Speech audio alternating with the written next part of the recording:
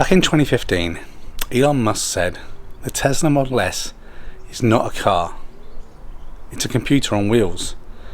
One of the things I realised as part of deciding to sell my Tesla Model S and having various people kind of inquire about the vehicle is not everyone really understands kind of what to expect from the Tesla Model S. So I thought I'd do a video for basically new and prospective owners in kind of how the Model S works, how to use it, and kind of get you up and running on the first day of ownership.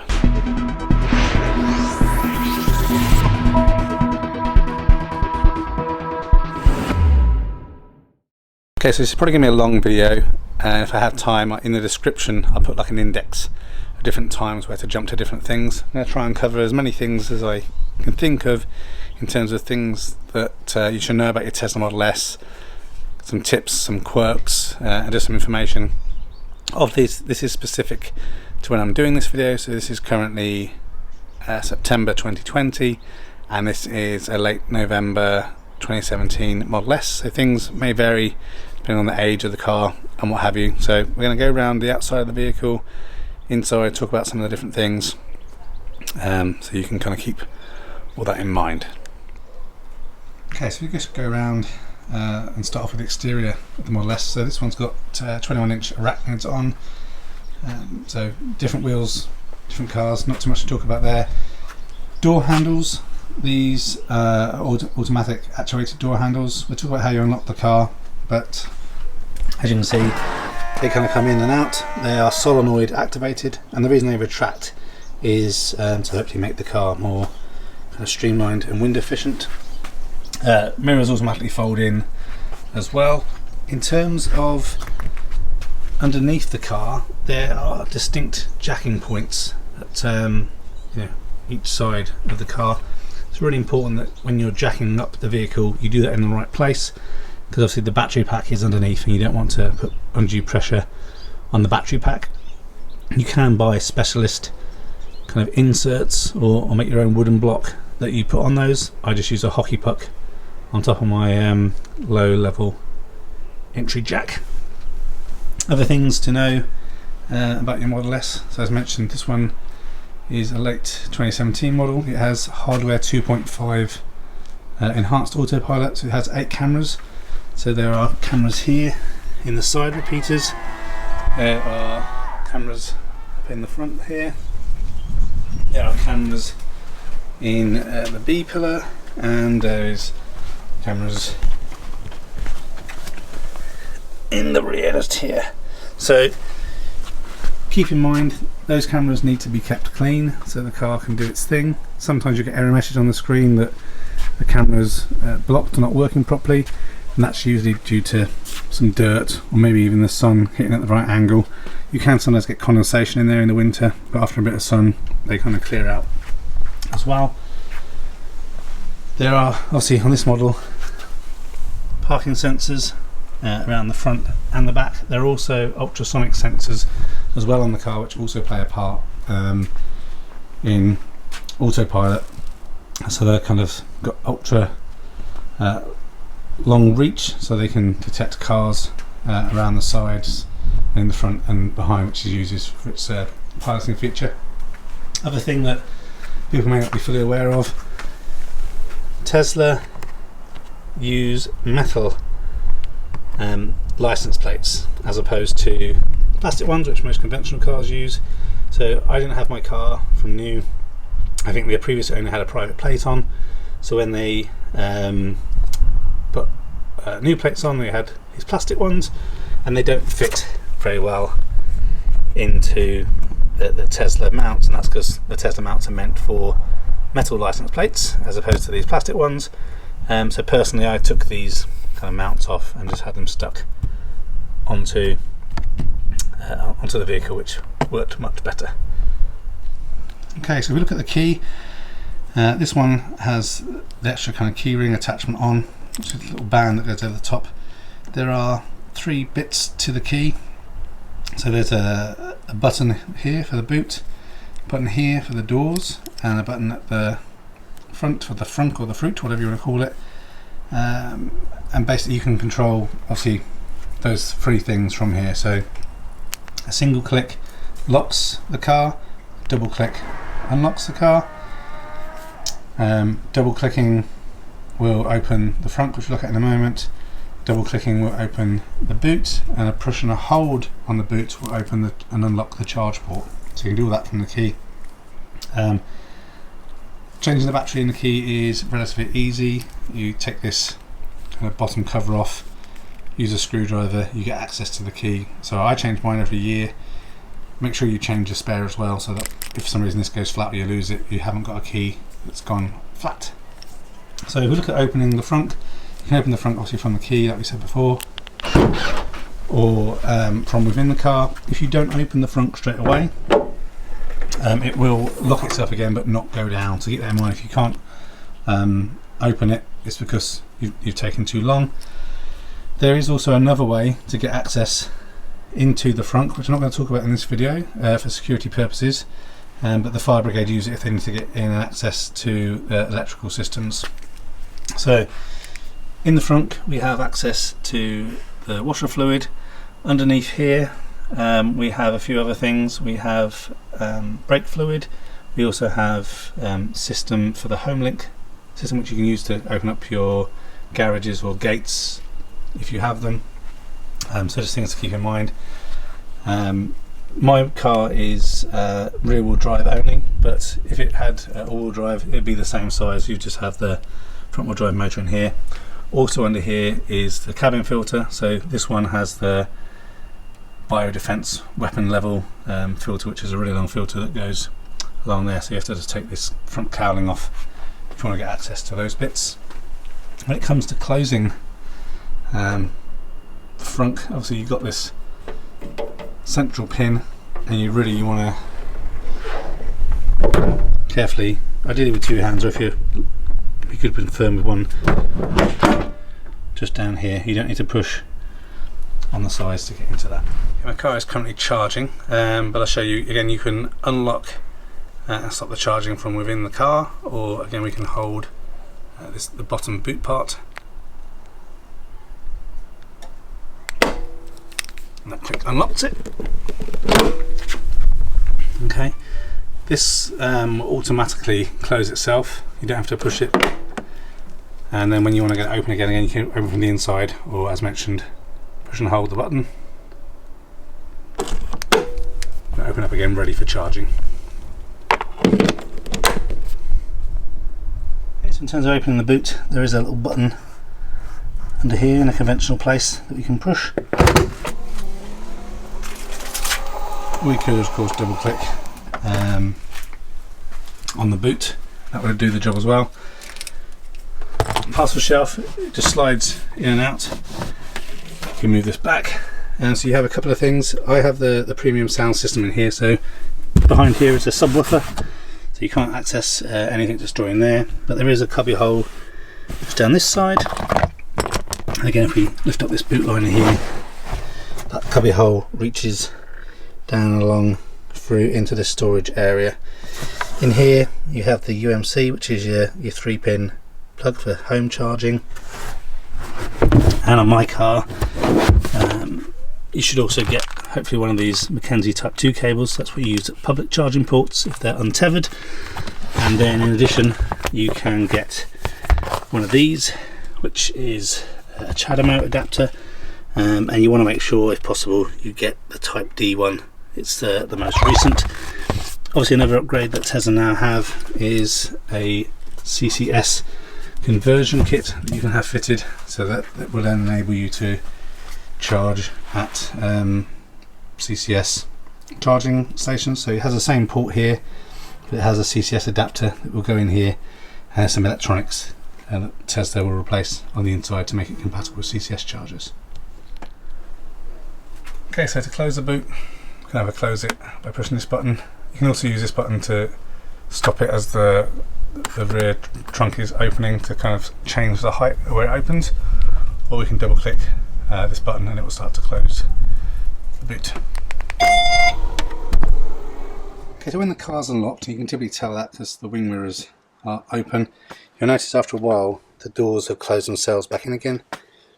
Just gently push them and they will pop open, allowing us access to the insides. Again, this particular model we have the generation 4 seats, and we have the premium interior. So we have 2 USB ports just here, which are perfect for kind of charging kids' iPads and whatever whilst you're travelling, and also a dual cup holder. So again, that just gently pushes in and out. You want to be careful not to put too much pressure on it because it is a little bit loose. But that's that. And here we have obviously the vents. These are somewhat activated by the weights on the seats. So if they're not always working, it may be because there's not enough weights on the rear seats, which sometimes happens if you've got child seats or whatever in the back. Okay, so the seats are the same, both driver's side and passenger, so fully electronically adjusted, so forwards, backwards and recline, as well as lumbar support. So there's no memory setting to these as far as I'm aware. The passenger can obviously just adjust things as and when they need to get access into the glove box. There's no hand or anything, it's an electronic switch. It's located just here. If you push it, there's quite a small side glove box, but a little light that provides some illumination just up there. In terms of cup holders, you've got a couple of options. These ones here that just slide back behind the armrest. They're not really that great, they kind of get in the way, so this is something that was on all Model S's from the start, but then Tesla made a later revision and basically added this area that was a big massive hole on the original Teslas, on the original Model S. So now in here we have adjustable cup holders, so these just kind of pull out and you can adjust them for different size cups. This pushes all the way back, but then when you want to get it to come back, just a little push and it will auto close. In here, push forwards, and we have some additional ports, so 12 volt charging port there, along with 2 USBs. So one I have connected into a charging port, which is Tesla's official lightning connector adapter just there, and the other one is a little USB storage stick, which is used for storing my dashcam footage. Okay, so we move round to the driver's side. On the door, it's got same as on the other side. We've got the window controls. We have obviously the addition here of controlling and adjusting the mirrors. So right now, this button's not really going to do anything, but if we click here, that's now highlighted the left-hand side mirror. Push that again. The right-hand side mirror, which obviously we can adjust things. This button in the middle will fold the mirrors and unfold them. So press it once. Press again to unfold, and obviously you can change when mirrors fold and also whether they fold when you lock the car and stuff as well. So when you're first sat in the vehicle, as soon as your bum kind of hits the seat, the car is turned on and running. There's no stop start buttons or anything like that. Over here is where we have the drive selector. So we have, as you can hopefully see just here, get the camera to zoom properly. We have drive, neutral, reverse and park. So you just basically have to put your foot on the brake, push down for drive, push up for reverse, and then you press on the end of the stalk to put it into park. These things will be displayed on the screen. I have pin to drive on, which we'll talk about in a moment. But so if I put my foot on the foot brake, it will ask me for the pin number. It's also beeping because I have the charge cable plugged in right now. Try to see if I can show that again. So Teslas do lots of beeping and weird things that pop up on the screen. So remember, as I mentioned at the beginning of this video, it's basically a computer on wheels. Sometimes computers need to be rebooted and they do odd things, and so do Teslas. So I'll show you in a minute how you set pin to drive. This screen moves around, the keypad moves around the screen each time, so you don't have any fingerprint marks. So if someone's trying to rob your car, they can't easily see what your pin number was. So once you put your pin number in, the car's kind of fully ready to go.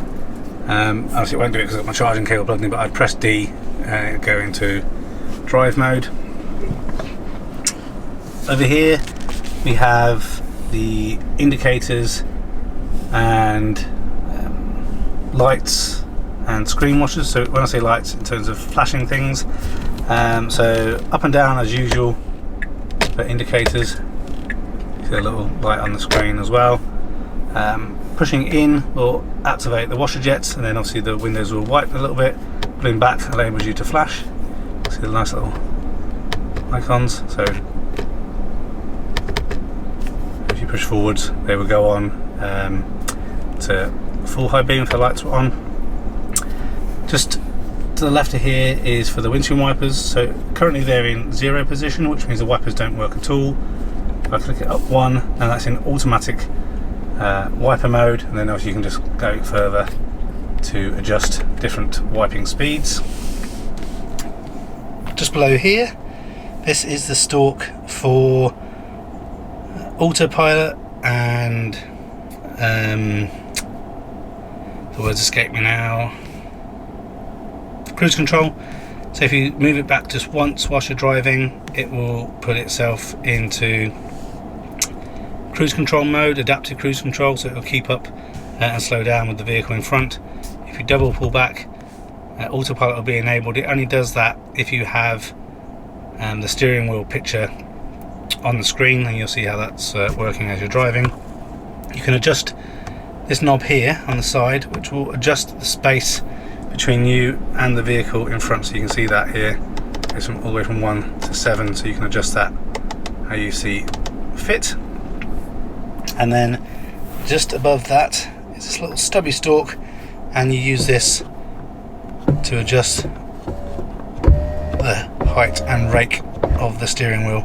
And again, when you save your profile, all these things will be returned to their position every time you get in, and it will also remember that and link it to the fob, the key fob that you're using. Staying on the steering wheel, see the horn is in the middle, and we've got a few different controls on the steering wheel here. So the lower button here, when we press that, brings up some screens on the right hand side at the binnacle there, so we can adjust temperature, fan speed and display brightness. We just use the jog wheel to go up and down on the screen.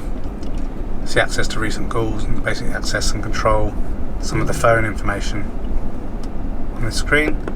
Push that again to cancel it. We also then have voice control, so you can push this. Navigate to Birmingham Airport.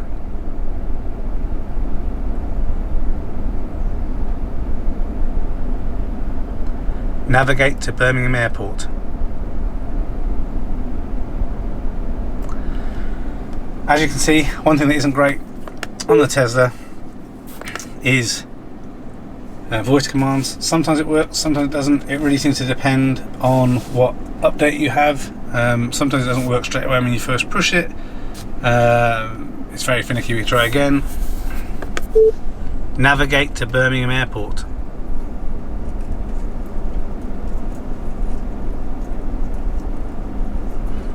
No, so I hardly ever use that feature, but it's there.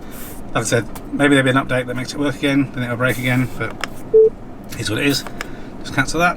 Then this button in the jog wheel, you can press and hold that, and it gives you the option to change what is on that right hand screen. So you can have trips, car information, phone information, clock, or just have it empty, or you can have obviously what's playing on Spotify or whatever. I tend to have mine on the energy screen, just like that. Same thing applies on the left hand side. You can push and hold this button, and it changes the information that you have available to you on that screen. And again, you can switch things around. This also then controls the volume, so up and down for music, and you can just press in the middle for it to mute. Then we have obviously track forwards and backwards, just on here as you expect from other wheel controls. As you can see right now, because we're charging, There's a little information about what's happening. I'm just charging from solar, which is why it's so low. But when you're driving, you have obviously information on the vehicle, the orientation it's going in, other cars that kind of the autopilot system's picking up, along with pedestrians, motorcycles, and also your blind spots as well will come up on there whilst you're driving.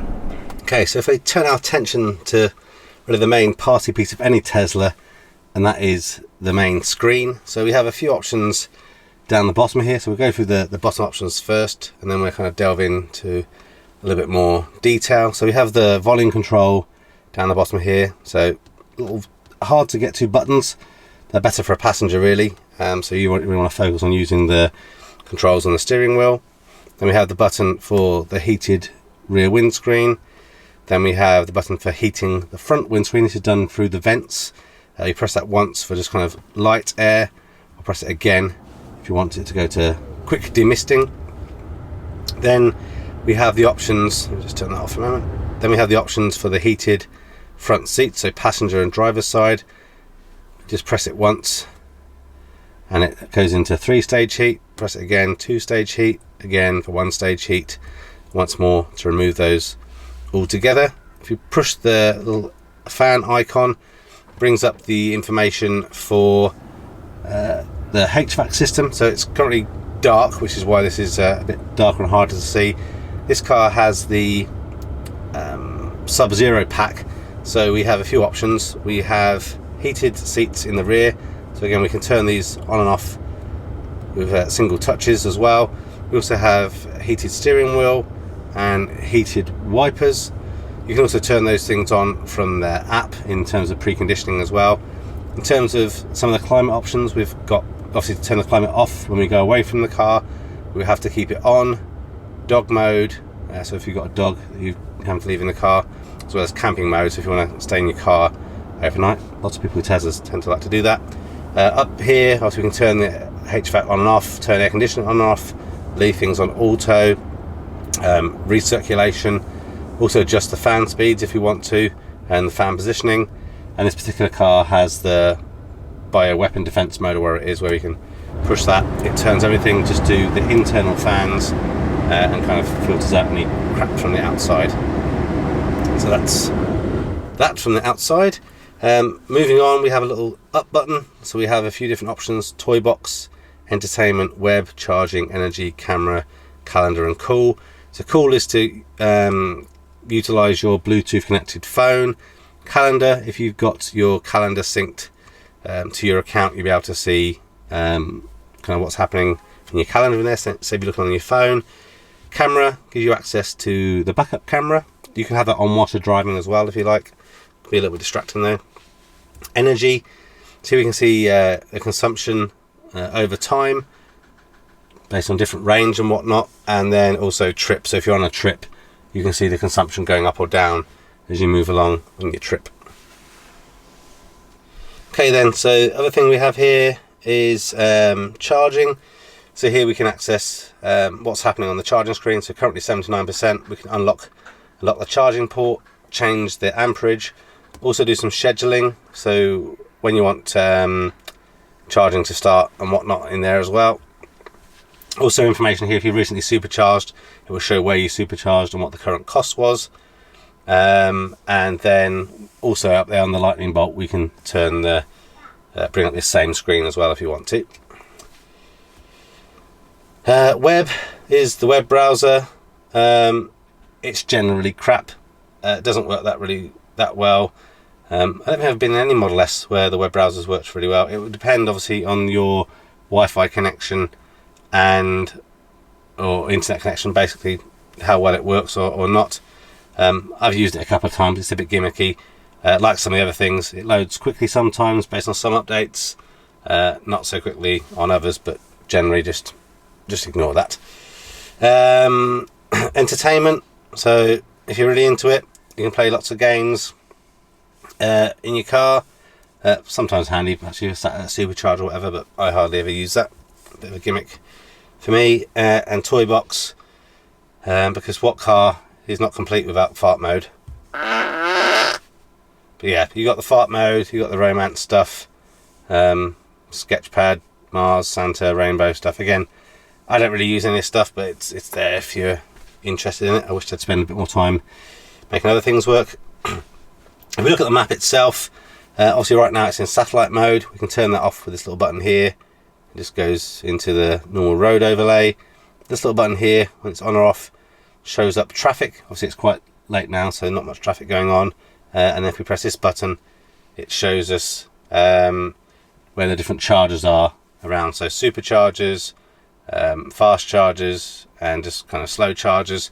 You can kind of toggle this from the chargers menu. So if you've got the 3 lightning bolts done, that's going to show you superchargers. 2 lightning bolts will show you fast chargers, 1 just kind of slow chargers or destination chargers. And yeah, the only thing to note is you can navigate to any type of charger, but auto navigation will only go to superchargers on your route when you're calculating things. So another thing to keep in mind. But yeah, in general it works pretty well. The maps look like Google Maps, but they're not. They're all done by Tesla, but they do buy the map images from Google, is my understanding. Okay, so when you want to navigate to somewhere, you can obviously find it on the map if you want to, and double click it and select navigate, but most likely you're going to use navigate and you're going to type in the address of somewhere. So what tends to happen, also on the driver's binnacle over here, you will have some map information as well that's kind of closer down to roads and roundabouts. That tends to work offline, so basically use offline data, but the larger screen really needs internet connection and what have you. If you're going somewhere local, it tends to find destinations and get a route very quickly. If you're going to need charging en route, then obviously it's going to do different variations of route that you can take and supercharging stops, so it will take a little bit longer. You can set your home, you can set your work stuff, you can do favourites, lucky dip, hungry, and other stuff. Again, I don't use too much of those things, but yeah, I'll just give you a little example. So I live relatively close to Droitwich, so if we wanted to go there, that should work pretty quickly because we're not very far away.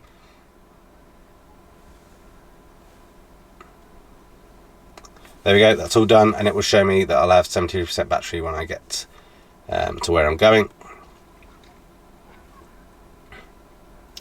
If you want to go somewhere a lot further away, so let's say Glasgow, we're probably going to have to stop for charging to get to there. So this will take a little bit longer in the route planning as it's trying to work out where we're going. You can see that some of the chargers were kind of dulled down or dimmed down. That's because it knows what my range is. That's actually done things pretty quickly, actually, working out where I'm going. So it doesn't want you to spend a lot of time at a supercharger. It wants you to spend minimal amounts of time. So here we stop at 35 minutes at one charger, charge up for a bit, get to the next charger, charge for 25 minutes, and we get to Glasgow city centre with 18% battery, which is pretty good. We could say we want to remove charging stops. We're probably not going to make it all the way to Glasgow on 79% battery, so we'll see what it says. Probably going to take a little bit extra time and work out that we're going to be in negative situation. So there we go, and yeah, we are 97% battery short to get to that location. Another thing that Tesla do recommend is that over time you kind of clear these entries out unless you really need them as favourites, just to stop things being stored to memory. So you can just do that by swiping them off from the screen there, just like that. Okay, so you press the car, little picture down here, then we start to get into the more details of the car. So by default you get taken to this quick control screen. This is where you can adjust what's happening with the lights. So I tend to always have that on auto. Also, when you drive at night and the lights are on, you'll have the options to turn on the front and rear fog lights, as well as you can lock the doors from here, or use a little padlock up in the top left hand corner there. You can open up the front, you can open up the boot, you can adjust the display brightness or set it to auto, whatever you want to do. That adjusts the main screen here and the driving binnacle, and you can lock and unlock the charging port. Obviously I've got the car door open, which is why you can see that like that. You can also fold the mirrors in and out, and also set it. So if we fold it now, you know, do you always want to fold at this location? Perhaps you're going through a small gate or something, you can set that there as well. When we look at suspension, this car is fitted with air suspension, so we can change the ride height going from standard, which will be the default, to high or very high. One thing to keep in mind when you have air suspension on your Tesla, be careful how close you park to curbs in car parks, because the car may lower itself down on top of that curb when you walk away, because it also wants to level itself when it's parked on a bit of a gradient as well. But yeah, we can set it up to very high, and the suspension does go indeed very high. We can also do some speed adjustment as to when the car lowers itself to make itself a little bit more aerodynamic. So by default it's set to 100 plus miles an hour. You can move or lower that up and down as you seem fit. We look at lights, so again, same pretty much stuff that we had in the quick controls: auto lights, headlights and fog lights and what have you. Interior dome lights, so these are the lights above us in the roof. They are kind of just to push on and off.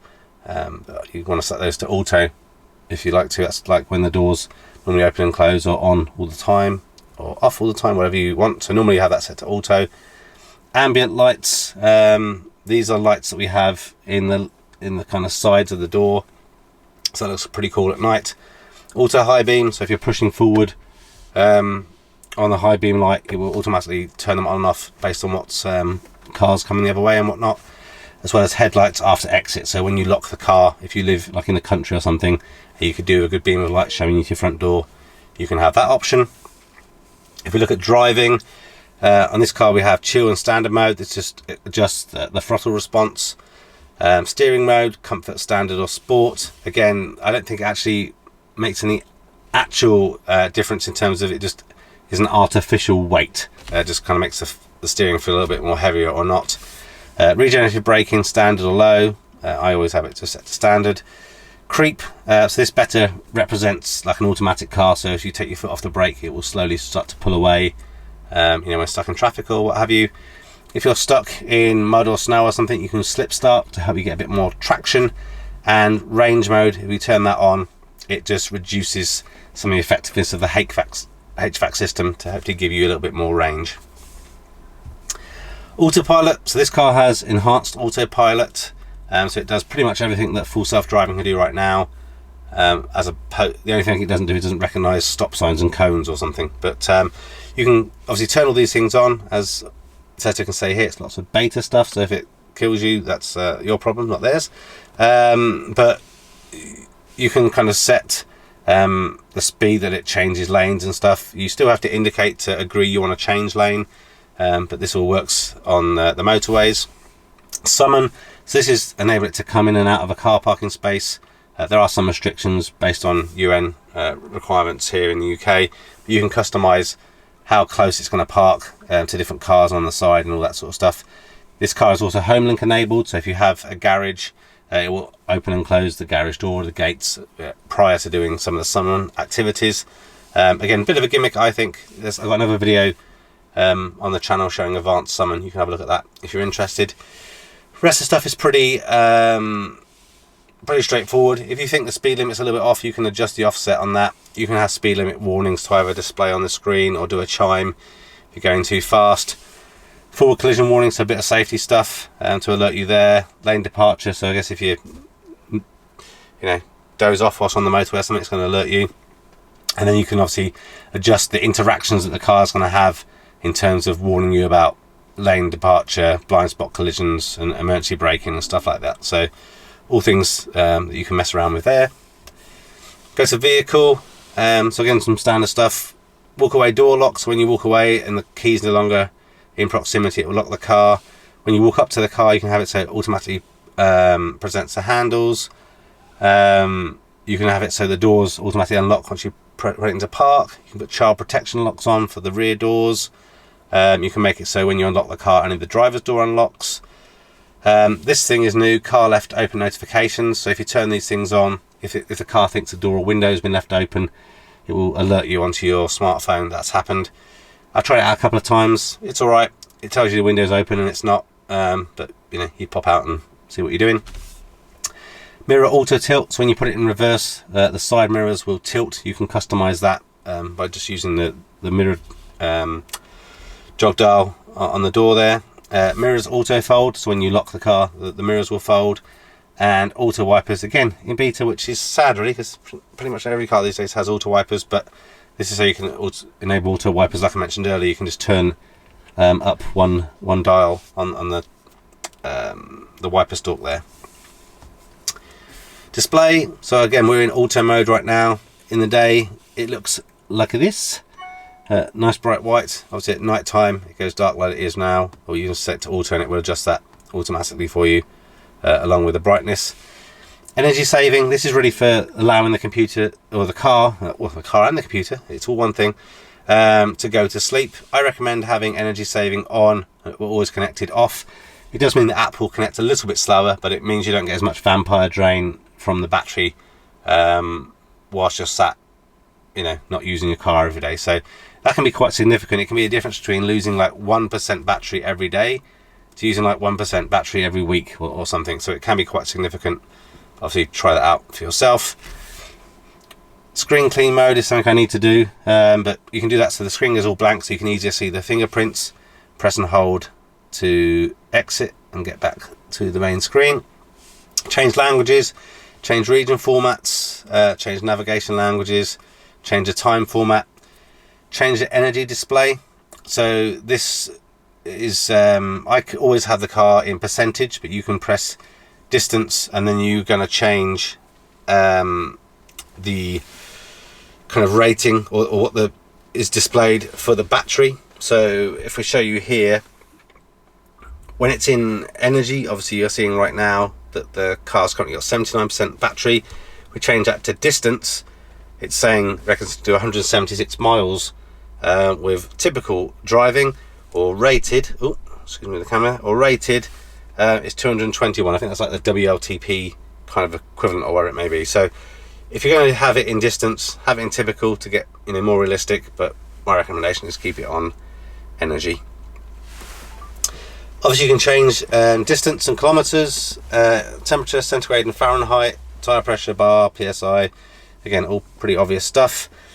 Trips, so your tachometers and everything.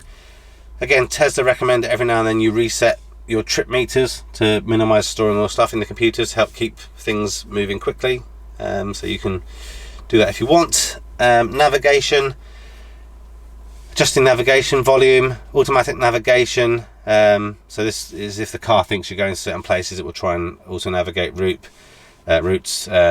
Trip planner, this is where it adds in the superchargers. Again, they call that beta, so again that's why if it takes really long, I guess you can't moan at them. Online routing will utilize online information, so if there's a traffic jam or accident, it will try and help reroute you if it saves a certain amount of time. And you can avoid ferries and tolls as well. Safety features, so you can power off the car from here. So power off, maybe you want to leave it for 5 minutes. If you push the foot brake or open the door handle again, it will turn the power back on. Just helps the computer reboot sometimes. Just speed limits, Sentry mode. So Sentry mode obviously can be enabled from here. You can enable that on the app as well, or you press the little Sentry icon at the top here. When you click it, it goes red. That means when you go away from your car, the camera's going to be looking out for anyone getting too close to your car and recording stuff. The dash cam, obviously you have to have a USB drive plugged into this to make it work, and you have the little icon at the top. If you press that, it will download the last 10 minutes of footage. On this particular version of MCU, you have to view the dash cam footage on your computer. Some later models you can view some of that on the screen, especially on the Model 3 and Model Y and whatnot. You can format the USB stick. Other things, obviously turn the passenger airbag on and off, so you might want to do that if you've got a child seat in there. Then parking assistant chimes the parking sensors. J mode, so you can make those all the ding dongs and stuff a little bit quieter. Security alarm, tilt alarm, passive entry, this is where the door handles will open up for you. Pin to drive, so that's good. It's basically like an immobilizer. It will, it asks you to put your pin number in, but it moves around the screen each time, so that doesn't happen. It's not easy to see what your pin number was. Cabin overheat protection, so stop your car getting too hot, but you can't have that enabled and tilt and intrusion on at the same time. And then if you want to be able to use you know, the app to unlock your car, access things, and open the car, drive the car, you need to have these mobile accesses enabled. A few more. Service, you're not going to need to go in here very often, but if you're towing or anything and you need to change the wiper blades, you can turn those things on here. You can do wheel configuration, so if you change the wheels to a different Tesla approved wheels, you can now change that yourself on the car. You used to have to get Tesla service to do that. You can adjust notifications, see what notifications you've had lately. So obviously I've had the car charging on and off, and obviously when I was demoing earlier about turning the gears on, that's why it couldn't drive, because I've got charging cable plugged in. So any errors and issues you've had on your car, you can look at that. Camera calibration, never mess with that. Factory reset, I've just recently done that, obviously because I'm selling the car, but the rest is pretty straightforward. Obviously you need to use jack mode if you're going to jack your car up as well. Software, so this just gives you information about what's currently on your car. So as you can see here, I've got enhanced autopilot and premium connectivity on my car. You can get additional information about your vehicle as well. So type of suspension, audio system, autopilot computer, packages, you know, different stuff there that's semi helpful. Access to the current version of navigation and software you have on there, and access to the release notes. Pressing the big T at the top of the screen does the same thing. You can get access to your release notes from there as well, just a slightly smaller screen. Also name your vehicle on those screens as well, so you can call whatever you like. And then down here, software update, preferences, standard or advanced. If you've got advanced on, you're going to get more regular updates. You have to be connected to Wi-Fi to get updates. If you're a little bit optimistic about being a proper full-on beta tester, then I suggest you select standard, so you get less regular updates. You can also press on manual to get access to manuals about your car, because you know, Tesla don't actually give you a proper manual. This can be a bit slow though, so again, just easy to look on the internet really. So again, really quick look at the top of the screen. As mentioned earlier, you can press this one to lock all the doors. This one will give you access to charging settings. This one is home link, so you can open your gates and what have you. Profile, set your profile. This will adjust the steering position, seating position, all that sort of stuff, and be linked to your key fob. As mentioned, the big T will bring up the information about your Tesla. Dashcam button, Sentry mode button, connection for your Wi-Fi network, or it will show 3G or LTE connection. Bluetooth, where you set up your phone. Pretty straightforward there. And obviously the time. So I think that covers most of the things on the large screen.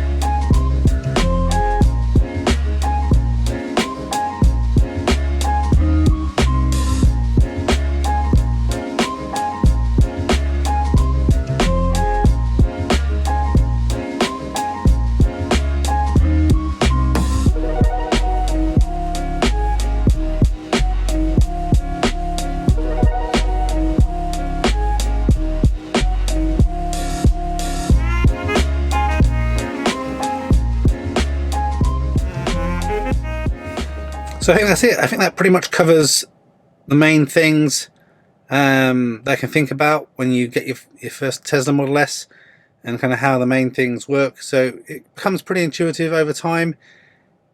And yeah, for me, it's the best car I've owned so far, most expensive car I've owned so far. And the only reason I'm selling is just to, you know, try something new. And I guess the only thing, you know, as I kind of mentioned at the beginning, and as like Elon says, it's a computer on wheels. So sometimes you get little error messages and little quirks, and you just need to do a reboot or press the button again and try it. But yeah, if you have any questions that perhaps I missed, I didn't cover in this video, please leave a comment below and I'll do my best to answer. if it's something I experienced during my ownership. Thanks for watching this video. A thumbs up would be really appreciated. If you're interested in other geek type videos, please consider subscribing to Spectrum Geeks. Why not also follow us on Facebook, Instagram and Twitter. And before you leave, why don't you check out one of these other videos that may be of interest. Thanks again for watching.